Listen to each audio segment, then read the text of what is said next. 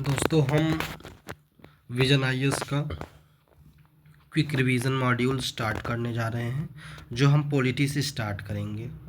Okay, तो हम index तो आप देख सकते हैं, बट हम स्टार्ट करेंगे यहाँ से बेसिक पॉलिटी कॉन्सेप्ट से। तो आज हम पहला टॉपिक पढ़ेंगे, कॉन्स्टिट्यूशन एंड कॉन्स्टिट्यूशनलिज्म। कॉन्स्टिट्यूशन क्या होता है? It is a legal document that is fundamental law of country having a special sanctity. Constitutionalism क्या होता है? Constitutionalism is specific limitations on general state powers to prevent the exercise of arbitrary decision making. Constitutional morality क्या होता है?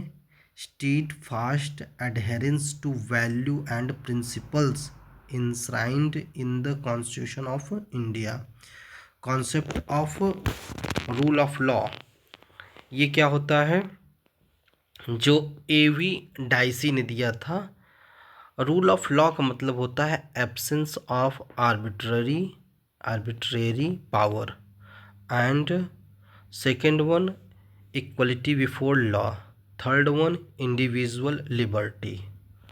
Okay, अगर हम constitutionalism as per supreme court के according constitutionalism क्या होता है उसके बारे में हम समझेंगे। तो रामेश्वर प्रसाद केस जो है, कॉन्स्टिट्यूशनलिज्म एबहोर्स एब्सोल्यूटिज्म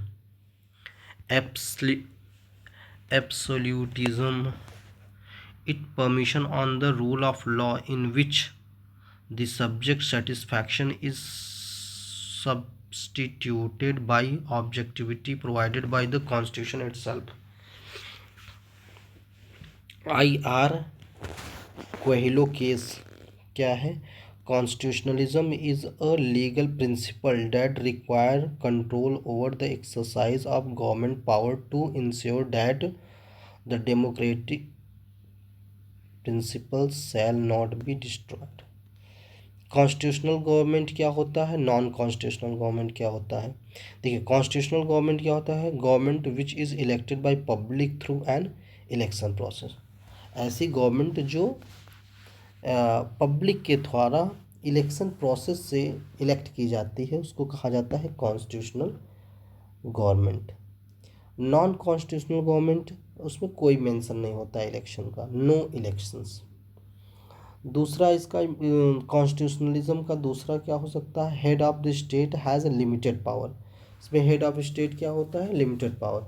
अब हेड ऑफ स्टेट कौन हो सकते हैं? जैसे इंडिया के केस में प्रेसिडेंट हो गया, और अगर हम यूके के केस में देखें तो किंग या क्वीन होगा। ठीक है। Ruler of country has unlimited power. ठीक है।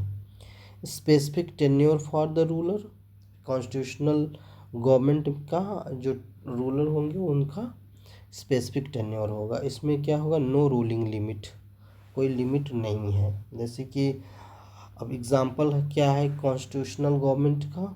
USA, UK, India, Pakistan etcetera.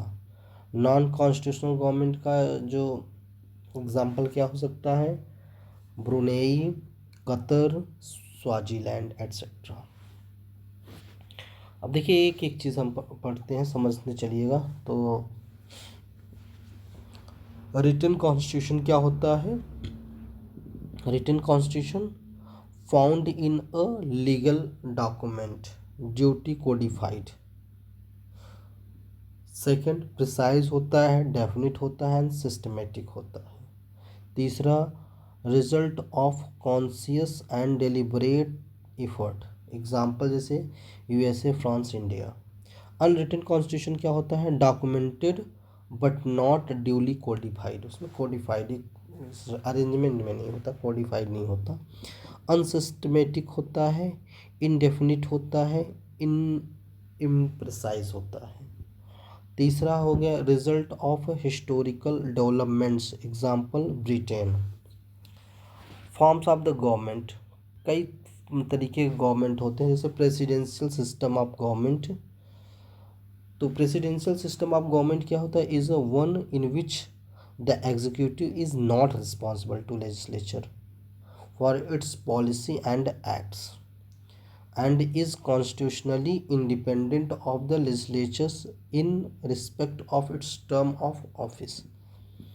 Second हो गया parliamentary system of the government. क्या होता है? Parliamentary system of the government is one in which executive is responsible to legislature for its policies and acts. अब हमारा आता है फीचर्स. अगर हम प्रेसिडेंशियल फॉर्म ऑफ गवर्नमेंट की फीचर्स देखें तो सिंगल एग्जीक्यूटिव होता है और वही real and nominal just one होता है.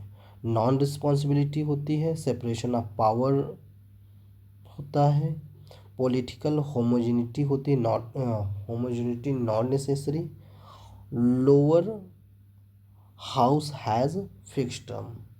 पार्लियामेंट्री सिस्टम जैसे कि इंडिया एंड यूके की बात करें तो ड्यूअल एग्जीक्यूटिव होता है, real and nominal. Collective responsibility होती है,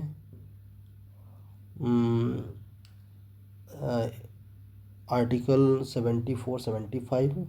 फ्यूज़न ऑफ पावर होता है और पॉलिटिकल होमोजेनिटी होता है, डिसोल्यूशन ऑफ लोअर हाउस होता है. ठीक है, थैंक यू.